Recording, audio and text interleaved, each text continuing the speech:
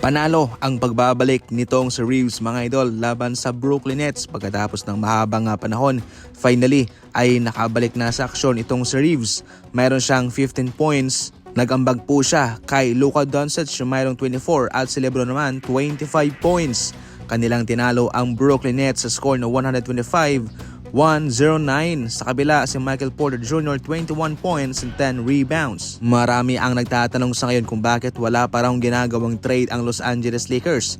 Well, sa ngayon nga ho ay hindi po nila iti-trade itong si LeBron at tatapusin niya po ang kanyang NBA season sa Los Angeles Lakers. Bali sa susunod po na taon ay magkakaroon ng bagong team itong si LeBron kung pipiliin niya pa rin maglaro sa susunod na mga taon.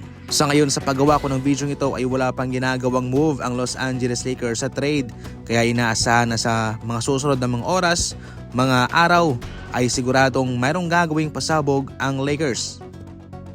Gumawa naman ng history itong si Cooper Flagg sa kanyang huling 3 laban mga idol. Napakataas ng kanyang scoring laban sa Rockets kung saan sila natalo 34 points. Natalo rin sila sa Hornets pero siya ay mayroong 49 points at ngayon naman laban sa Boston Celtics mayroon siyang 36 points. Yan po ang mga rason kung bakit siya ay paboritong manalo bilang Rookie of the Year sa season na ito. Bumawi siya sa kalagitnaan ng NBA season. Hindi man naging smooth ang kanyang paninimula pero ngayon ay pinapatunayan niya na tama ang hinala ng NBA fans sa kanya. Sa ngayon, sa paggawa ko ng video nito ay wala pa rin ginagawang trade ang Dallas Mavericks considering na sila ay magfo-focus kay Cooper Flagg at sila ay kukuha ng mga bagong players para sa kanya para bumagay naman sa kanyang timeline.